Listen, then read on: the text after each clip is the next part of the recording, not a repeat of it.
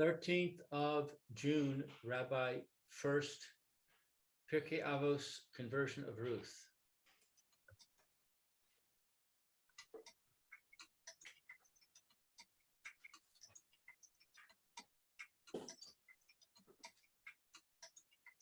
Shalom Aleichem, Rabbi Amori. Good morning, Luke. Good morning, Barry. Good morning. Good morning, Rabbi. Good morning. Good to see everyone. Okay, how are we all today? Okay. Okay. Good morning, Roy. You're mute, Roy. Oh, well, Now you're not. I have to repeat it now, don't I? Good morning, Rabbi Furst, and good morning, everybody else. Good morning, Roy. Okay. Hello, good to see everybody. This is Rabbi Shlomo Furst here, Yeshiva Tamanavshi, here in Yerushalayim Kirab Zoom. This is our first year in the morning. We are learning more about Ruth and her conversion, when, where, and how it took place. We're in the middle of the Tzitz Eliezer. I'll show you which paragraph we're beginning with today. Will be your little red ball right there. It says, Hari Lanu Mevur.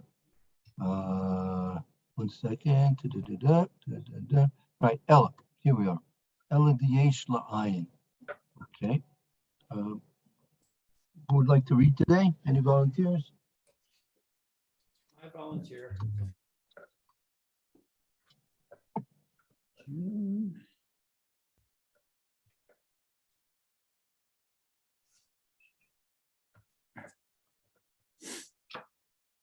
Okay.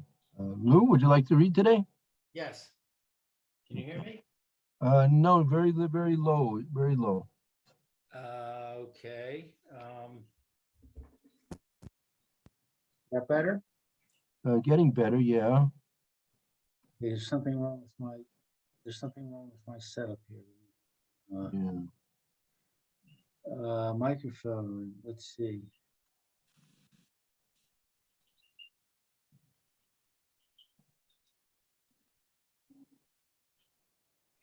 Is that any better? It's okay. How does everyone else hear, Lou? Is it passable? Yeah. Okay. Okay, yeah. Okay, good. The ayin mima she Hazor HaChod, that's the Zohar HaChadosh. The Zohar Chadosh. Oh, okay, the Zohar. So sorry, my pen is not working. This one. Zohar. Okay, so rather there is to see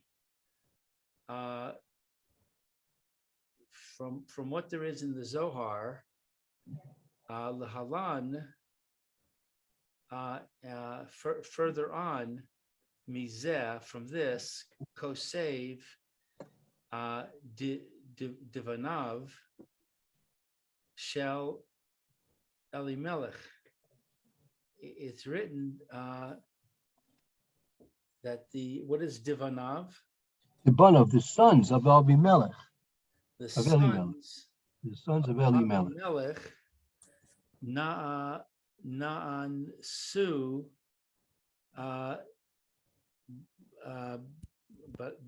Begin. Denisivo. Let's just Barry. Okay, or anybody else. Tell me, the sons of Elimelech, they died, right? Mhm. Yeah. Do we know why they died? What caused their death? Yeah. Well, I mean, what was the reason they died? Be- Didn't say. Because they married chickses. Well, Well, didn't the Zohar just say that Ruth was misguided beforehand? Okay, well, they were punished for something. I think seriously, I think it says that after their father died, they had an opportunity to go back. And Right. since they didn't go back and repair the mistake that their father made, so then they got punished. Right. I mean, that's one shot. So they got punished because they didn't go back. Yes, after their father died, Right. So, and why didn't Naomi get punished? She didn't go back either. because she's not the head of the family. She has to follow her husband's Well, yeah, but after the- direction and et cetera. So it's really not on her decision. well, after the husband died, why didn't she go back? Because her one of her sons, I guess, was now head of the family.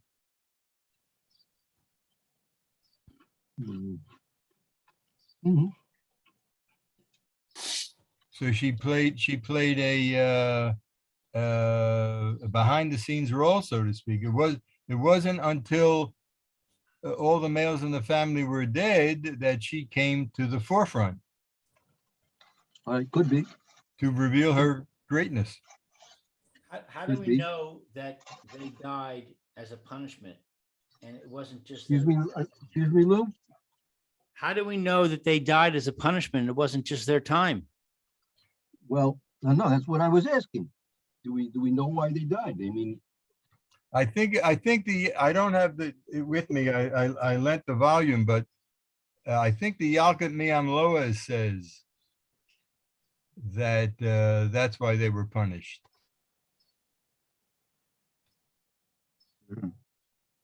okay, that's so. Let's bear that in mind and let's see what the Zohar is going to tell us about that. Could you show where we are, please? Yes, it should be. Where's my little red ball? Right there. You see the little red ball there? Yep. Thank you. Sure. The Ma'am Loaz says, Elimelech was punished at once upon coming to Moab. His sons died 10 years later for not having protested their departure and for not having returned. Oh, okay. Good. So I wasn't too far off. Yeah.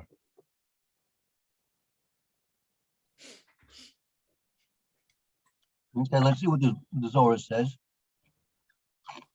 Yep. Okay, so Here, what is this? the Banam Shel Elimelech, the sons of Elimelech, Nenshu, they were punished. Because of the Nasbu Nashin Ukraine, Ma'umen Akrina. See what it says there?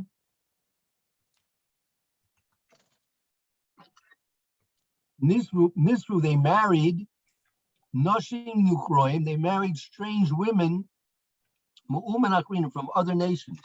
So the Zohar says they were punished because they married strange women from other nations.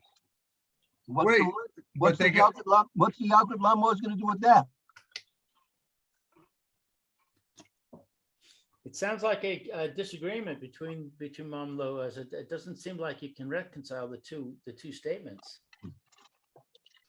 Okay, all right. So we have to pay attention to this.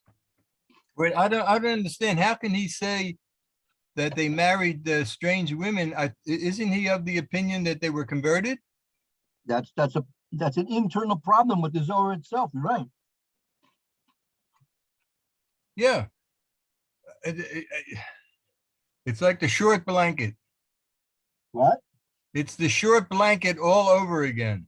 I don't get it. What's the short blanket all about? The short blanket is if you're sleeping, if you're out camping and you're sleeping and it's a very cold night and you're in your tent and you have a short blanket, when you cover your chest, your legs are exposed and your feet are cold all night.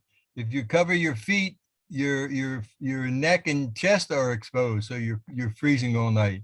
It's a short blanket. No matter how you put it, it doesn't work. It doesn't cover everything. It's not shalem. I got it. Okay. So I mean, so right there. So what?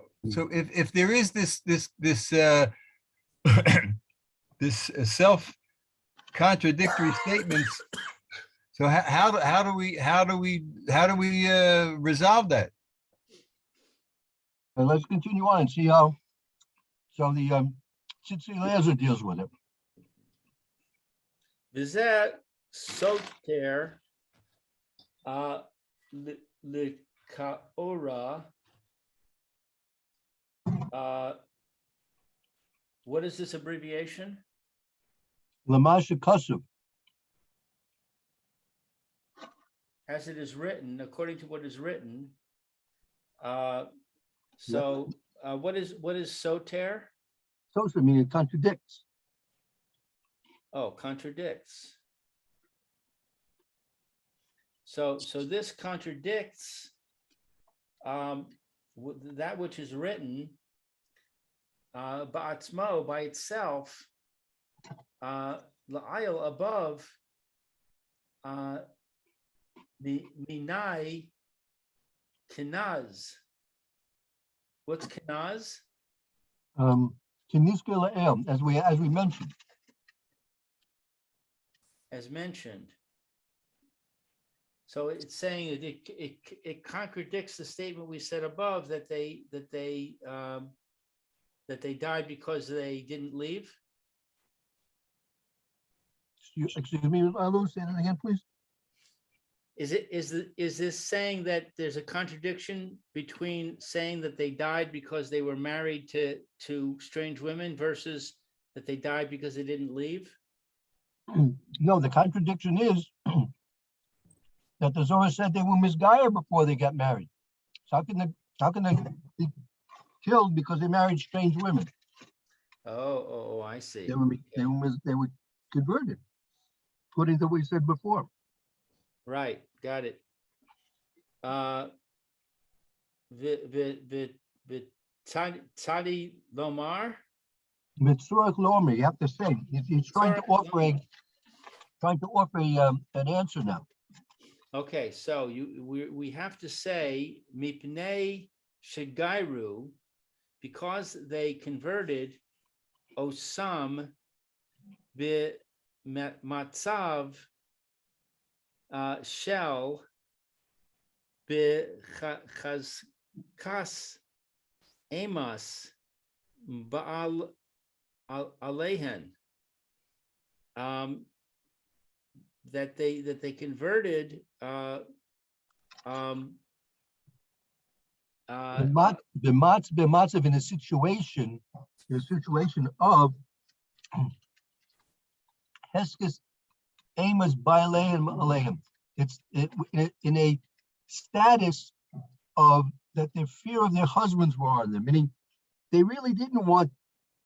Ruth and Orpah didn't really want to convert, but they wanted to marry these men, so they were afraid if they wouldn't convert, they wouldn't get married. So they would before they get converted, but it wasn't a full-fledged conversionless shema. But the timing is wrong, Rabbi. If they can't, you can't say they had their fear of their husbands was on them before they were married.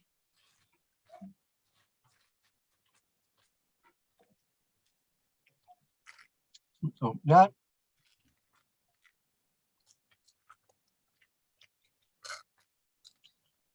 ballet means that they're masters, meaning they were somehow hooked up with Machlon Vikilion. They got themselves involved with Machlon Vikilion.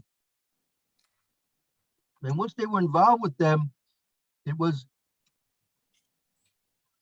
a certain fear that they were converting, not because of their desire to become part of the Jewish people. They were afraid of disappointing these men.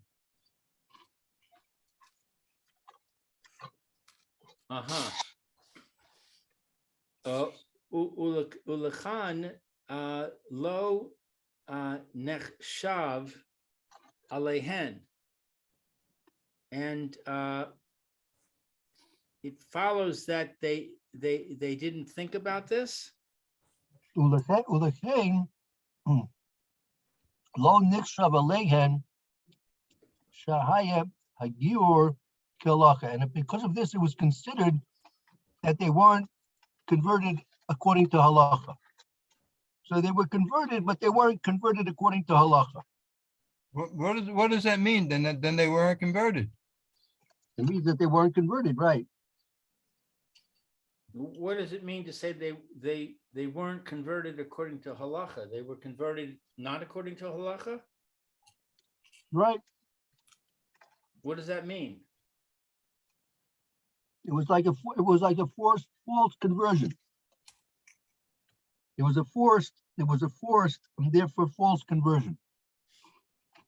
So they converted properly, but their motivation was wrong.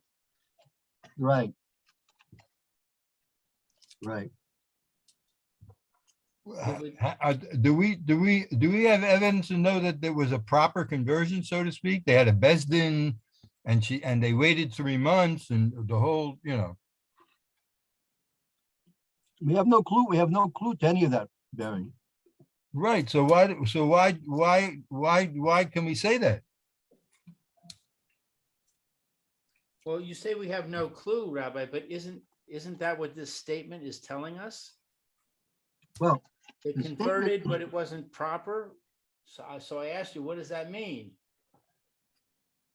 And we said, well, maybe it means that they had a proper conversion. Isn't that a hint that that's what happened? well,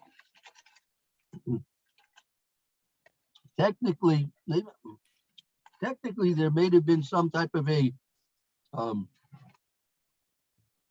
conversion that took place, but it wasn't kosher. It was not a kosher conversion.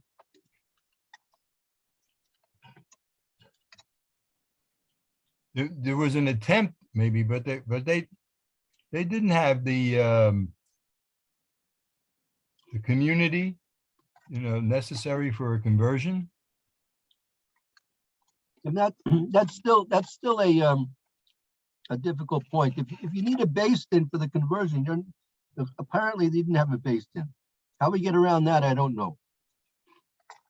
Yeah, well, I mean, it's okay, but in addition,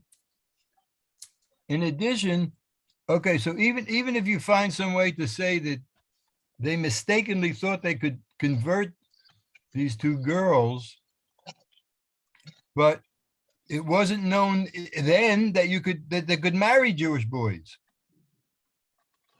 Right. So even if somehow, they patched the conversion together in some way, there was no way for them to get married. Right. It wasn't permitted.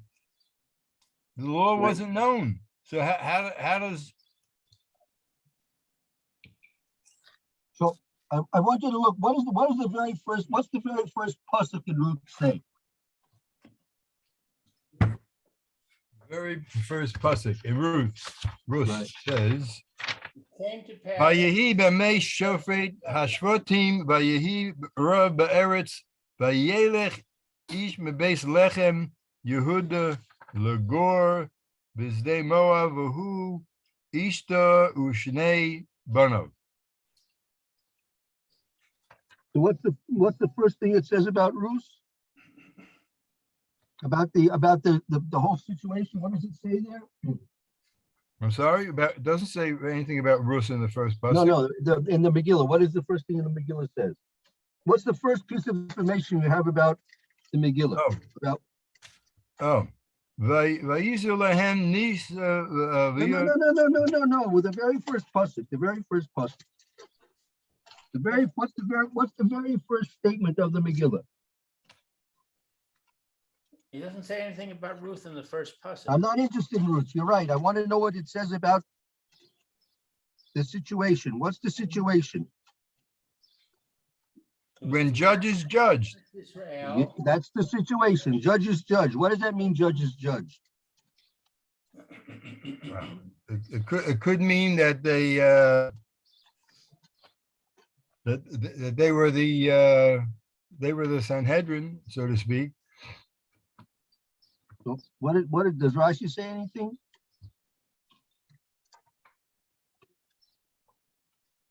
It says in Me'am Lo Az that the judges were being judged. Yeah, The judge would point out a small offense committed by a Jew. The Jew would point out a worse offense committed by the judge. right. How can you do that? Barry, how can you do such a thing like that? Well, but it says, Rashi says, that's not where Rashi says, to answer what Rebbe asked, Rashi says that before Shaul became king, the generations were governed by judges. Right. And this was in the days of Isban. And our sages tell us that Isban is Boaz. Good. Okay. So they were the, so to speak, the legal part of the government, the judges. Right.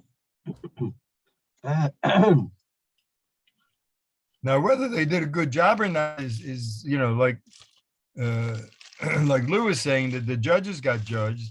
Whether or not they did a good job is another question. But the judges were in charge; they were the legal system. Right. But you see something was happening to the legal system there, like Right. there's a whole situation. See, the situation of judging, of deciding laws of halacha was somewhat compromised here, no? I don't know. That's the best they could do at the time. At that point, in the days of Shaul, the land wasn't settled. There wasn't it wasn't like the days of David and Melech. It was like 4 generations before David, before they had a nation, so to speak. So What it's telling us is that there was a certain lawlessness that was rampant among the Jewish people, and therefore, when they did something according to halacha, it wasn't necessarily correct according to halacha. So therefore, we may see that just as the people in Eretz Yisrael were acting that way, so too the children of Elimelech were acting that way. So they went ahead and they converted the women, but they didn't do it exactly properly. Right. This was a outcome of the current of the times. The current of the times was very non-halakhic, right? It was sort of the Wild West. So what they did was in perfect keeping with the spirit of the times. I'm not saying it was right, but we understand how they acted, perhaps. But if that's the case, Rabbi, what's the point of the statement that they were in fear of their husbands? That seems to imply that it wasn't the technicalities of the actual halacha that they were contradicting, but rather it was the kavana. Right. So even if we could say that there was technically a proper conversion, right? Because we don't know, right? We're in the dark. We're really in the dark about this. We really don't know, right? Was there a based in? Maybe they imported a based in from Eretz Israel. I have no idea. Maybe it did. I don't know. I don't know. Yes, I don't know. No. But even if they did, there would still be a flaw in the conversion. because of the intention. Right. Okay. So, And also, even if that did happen, then where did they have the koyach to say that now you can marry a Jewish boy? that's another story. Exactly. That's another And that- problem. That question has not really been addressed sufficiently, right? Right. Okay. Fine. All right, let's continue a bit further. Duma lezeh kasav le ishav bifnei. I'm sorry. Befinu. What's this abbreviation? Befinu. That the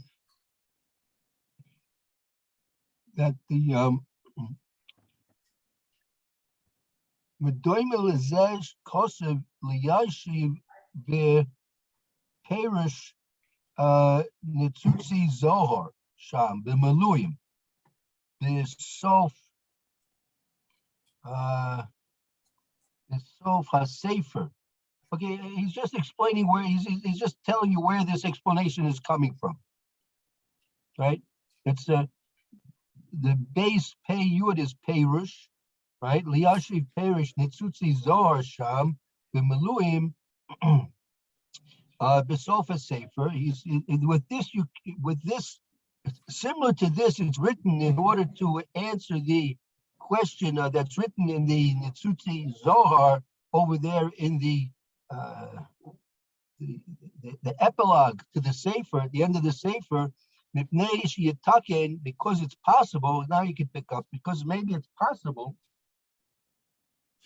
The Yatakin, that it's possible the mishum, that because shalo alpi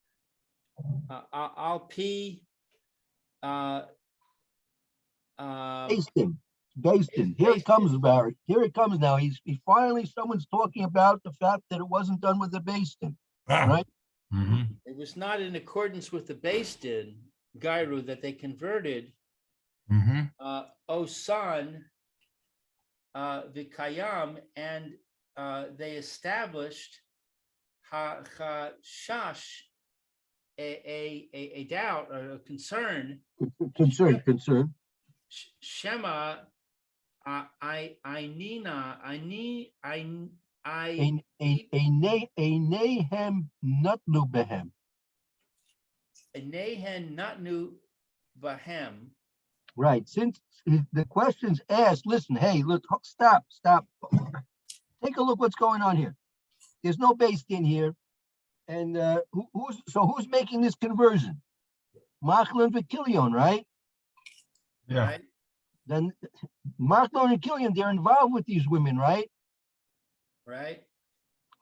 Maybe they have ulterior motives to convert these women.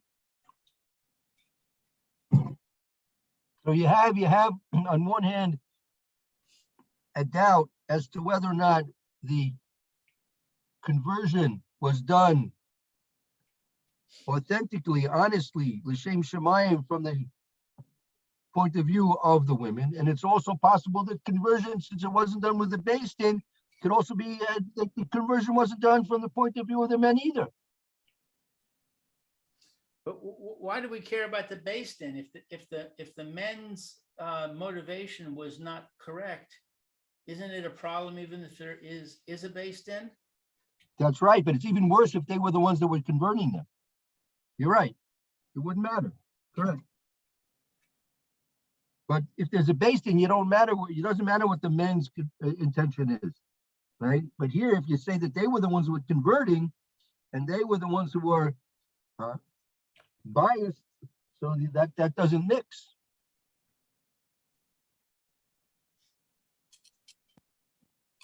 You can't have a biased based in, right, Barry? Right. They have to be impartial. Exactly. Otherwise, it's not a based in. If a based in is partial, that's not a based in. A based in by definition is being impartial. And if it's not a based in. And the decisions are not decisions. Correct? That's right.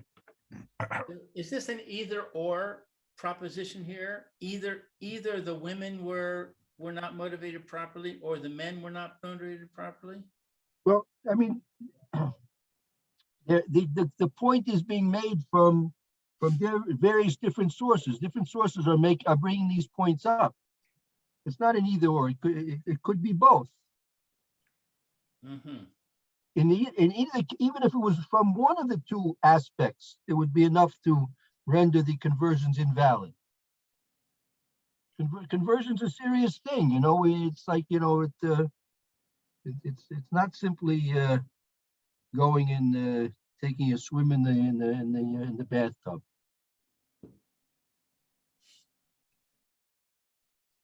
Okay, so basically, then we're saying that the women may have been afraid of their husbands, and therefore the conversion was not halakhically correct. And also, since there was no based in, the husbands may have been biased, and therefore it was not a good conversion. Right. You could ask the question also, why do you have to be concerned that and say that the women were afraid of their husbands? Why don't you just say that they were in love with these men and that's why they converted? Wouldn't that be enough to render the conversion invalid? Yeah, that's what I don't understand. Why I mean, it doesn't seem that it needs to have much of an explanation. It's if they converted and then got married, you're going to have a concern that maybe they converted in order to get married. Right. Amen. Right. So Okay, why do we need all this discussion? Yeah, that's a question. You're right. It's a question. I'm not sure, but that certainly would be enough of a reason to invalidate the conversion. Or to make it doubtful. Right. Which could explain why Naomi acted the way she did, because she was unsure whether the conversion was valid or not, and therefore she was being cautious. Right. Now, and we have many different reasons why the conversion may not have been valid, right?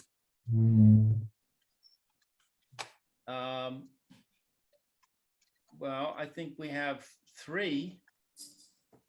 Let's find out how many. Let's think of all the reasons we can think of why the conversion should not be valid.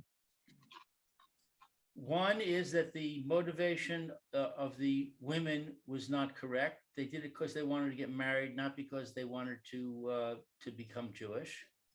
Okay. 2 is the motivation of the men was not correct. There was no based in, so they're the ones that did the conversion, and they were clearly biased because they wanted to get married. Right. And the third would be that, I guess I can think of a fourth. The third would be that because there was no based in, maybe Machlon and Kilion weren't so expert in the law, in the halacha, and they made mistakes. And then the fourth one would be Barry's point. Maybe because the halacha had not been clarified yet, they couldn't marry Ammonite women, Moabite women. Right, but that wouldn't necessarily invalidate the conversion, though. Oh, the conversion could be good, but they can't marry a Jewish man. Right. Okay, so that's not a reason. So we have 3 reasons. Right. Now, 3 pretty good reasons why Naomi would be suspicious and therefore want to alert Ruth to the fact that if she's suspicious about it, when they get there to Israel, there are probably going to be other people who are going to be suspicious, even more suspicious. So she better be prepared to to undergo another reconversion, correct?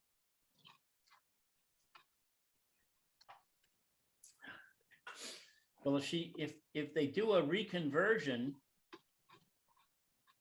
then they get rid of all the reasons. Yeah, that would be very good. That would be perfect, right? She's not interested in marrying anybody anymore, right? There's a based in here now, right? The based in is not interested in marrying her either, right? So Naomi was telling Ruth, listen, sweetheart, you got to know that you're going to probably have to reconvert when you get there. It's Israel.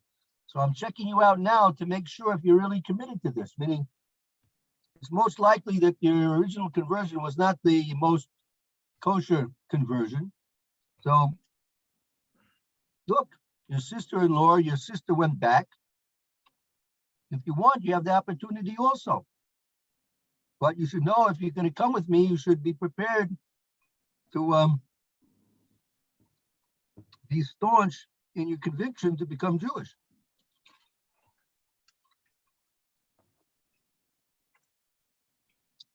That could answer up what Naomi was getting at with her dialogue and interrogation of Ruth.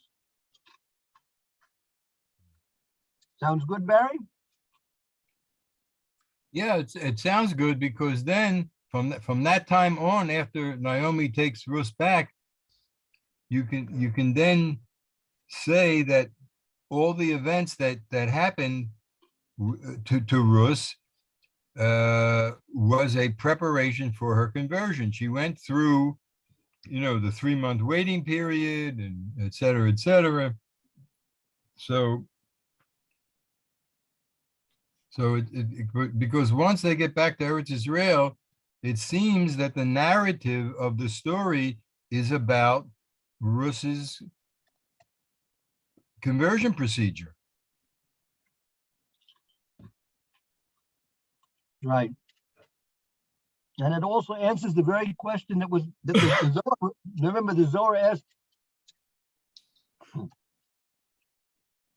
original question that the Zohar was dealing with is, hey, if Ruth's converted, you should have had another name. Ruth was called Ruth all the way through. How could Ruth be called Ruth all the way through if she converted? She should have had a Goyish name, and she should have changed the name somewhere along the line.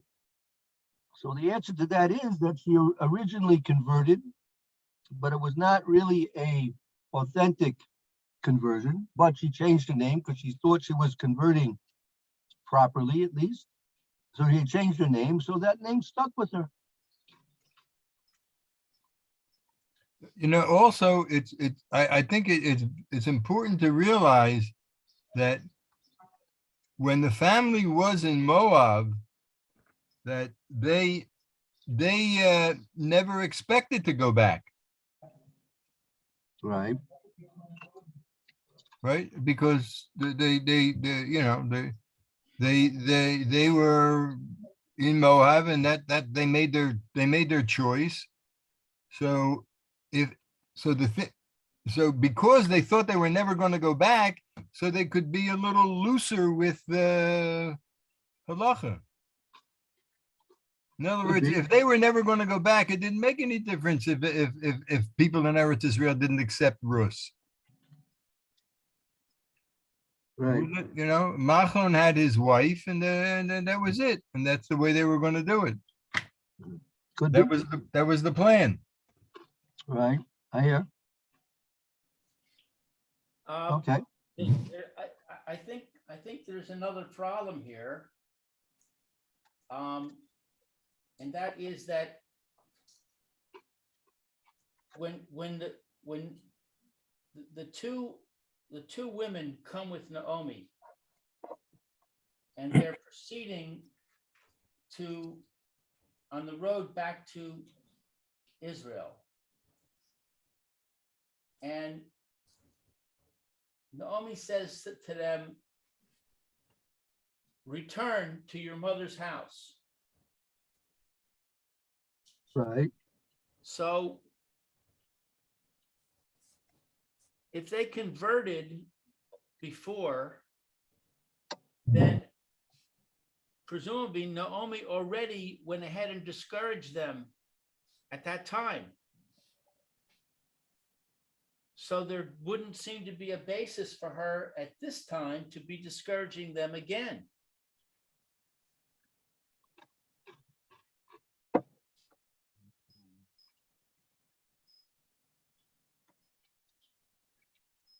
Because I just want to ask you, why are we making, you're making an assumption that Naomi had tried to discourage them previously? Right, we learned from Naomi that we're supposed to try and discourage a would-be convert. Right. Before we convert them, first we discourage them and we make sure that they're steadfast, that they want to do it, even though we discourage them. We learned that from Naomi, so she obviously knew that. So when they first converted, wouldn't we expect she would have discouraged them then? Well, with our two sons alive, I'm not sure we can assume she had any part to play in the original conversions. So she just did nothing while this was all going on? Don't forget, this is the time of Shofet at the Shoftim, right? Everyone's doing what they want.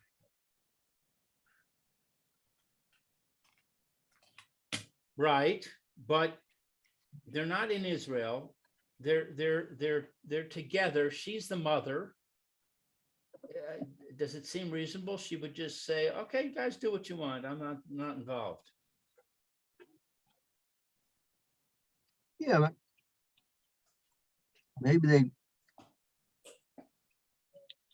they asked the mother to sew them some suits for the chasana, but other than that, they probably could have told her to stay out of it. Not your business. Right. That was not her role in the family.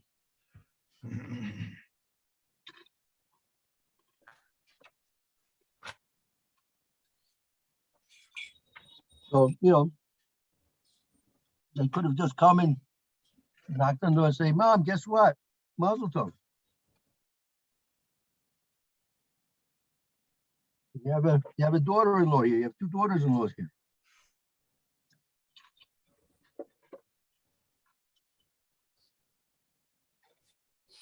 Okay, You so know, then we're operating under the presumption that that Ruth was never discouraged up until this time. That's my assumption. Again, I have no proofs to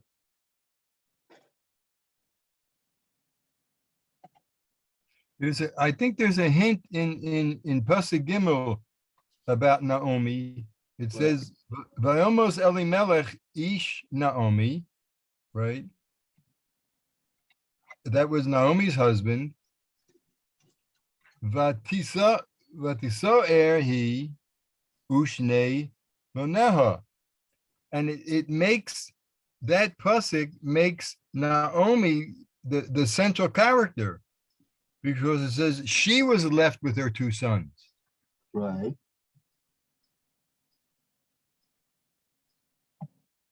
Which is different than saying Elimelech died and the two sons took over, and etc.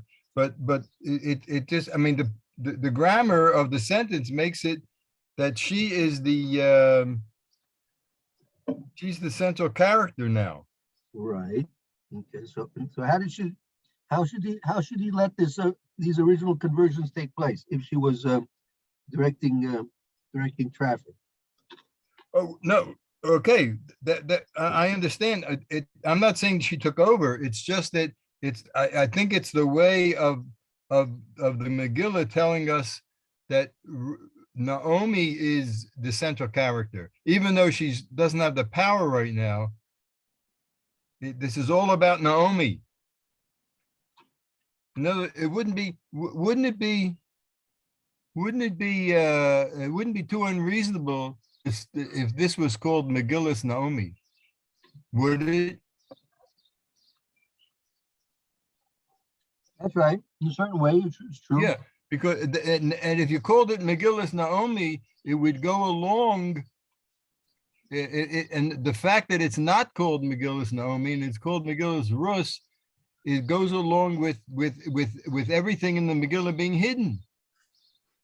Right. The greatness of Naomi is hidden. If you learn it, if you learn this whole Megillah, that Naomi was this great person, Right. everything falls into place. Because, you know- It begins with Naomi and it ends with Naomi. You don't hear from Rus anymore. Right. I think Rebbe said the other day it's even possible that Rus died. Some of the portions say so, if I'm not Right. mistaken. So the Megillah begins with Naomi and it ends with Naomi. I mean, I think that's pretty strong evidence that she's this the central character. Okay, well, Boaz was pretty central also. Right.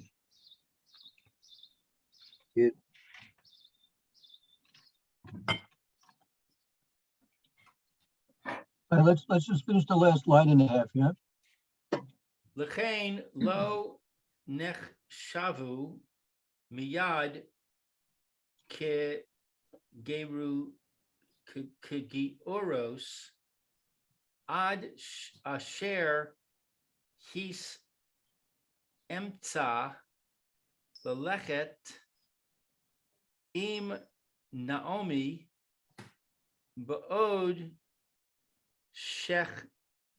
shekavar ma machlon Mace, Shekvar Mace, shekavar mace machlon az nechshava giores gemora ayin sham. Okay, so therefore, we should not think that it's due to the conversion that what is this hat emtza? Asher to Emsa, until they were in the middle of going with Naomi, right? Until they were in the middle of going with Naomi, and more so that Machlon was already dead.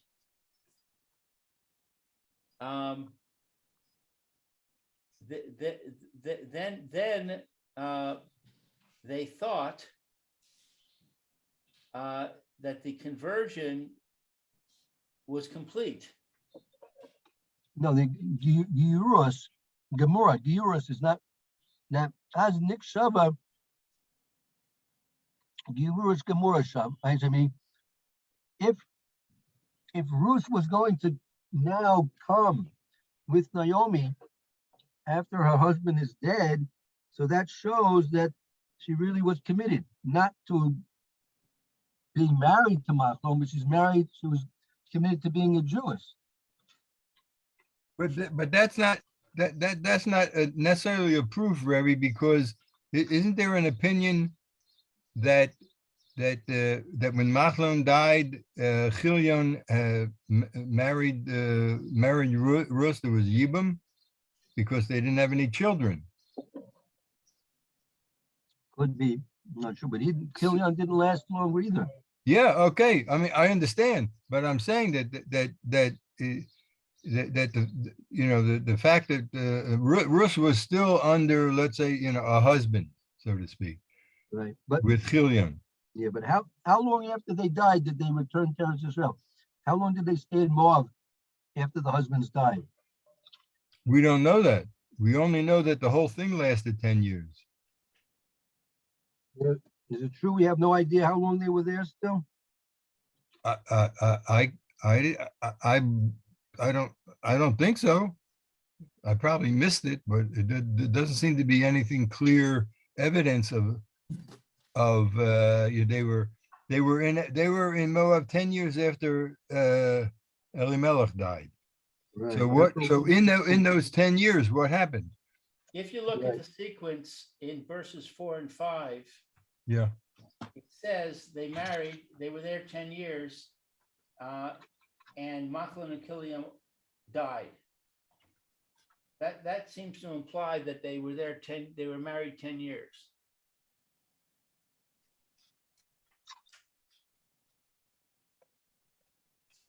Right, That they- correct. they- Yeah, okay.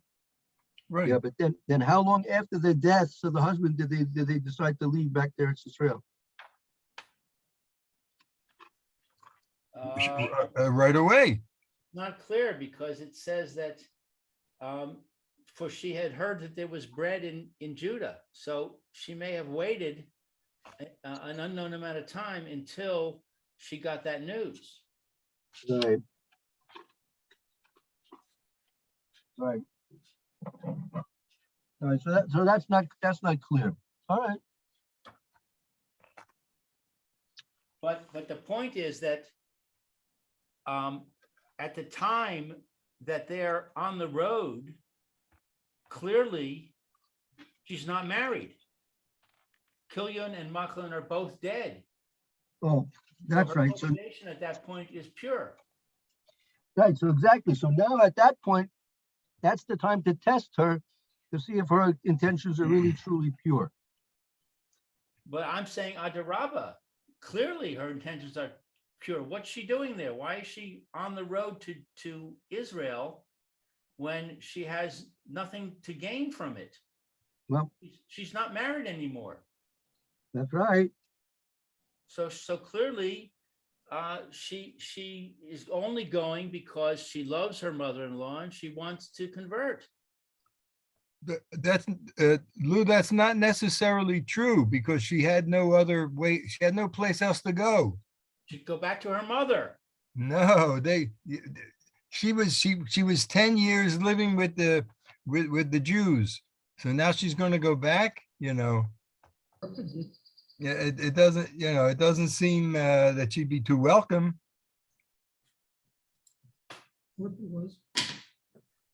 Yeah, well, look, I mean, look, ARPA went back, so, you know, in any event, Naomi decided that at that point, before they were going to get back there to Israel, to test Ruth, and Ruth passed the test, right? Yeah. So, okay, we'll continue tomorrow with the next paragraph, Mitzvah Shem. Okay, but what's the point? What is the point of trying to push this early conversion? What's gained by that? Why can't we just accept that she was illegitimately married, et cetera, et cetera? It was mere nothing, and that the first and only and real conversion happened when they got to Eretz Israel. What's to be gained by squeezing out that there was an earlier conversion? What's the point? There's a That number answers the original question, the Zohar. Why is Ruth called Ruth throughout the whole story? It's not right. If she converted, she has to have a Jewish name. Where's her there's Jewish also a name? statement that Chas v'sholom, that you should think that Machlon would marry a non-Jew. And there's also the fact that she's referred to as the daughter-in-law. Yeah, well, that's not a legal term. I mean, you know, in today's world, if a Jewish boy would marry a non-Jewish girl, so she's a daughter-in-law. Not if the parents are Orthodox. No way. No, I understand, but who is she? She's the daughter. What is she's the daughter-in-law. They don't think so, but legally she would be referred to as the daughter-in-law. Not according to Jewish law.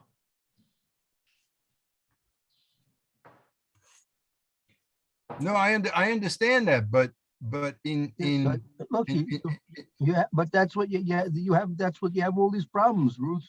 Naomi calls them daughter-in-laws, right? So, I mean, there's no question that they were married.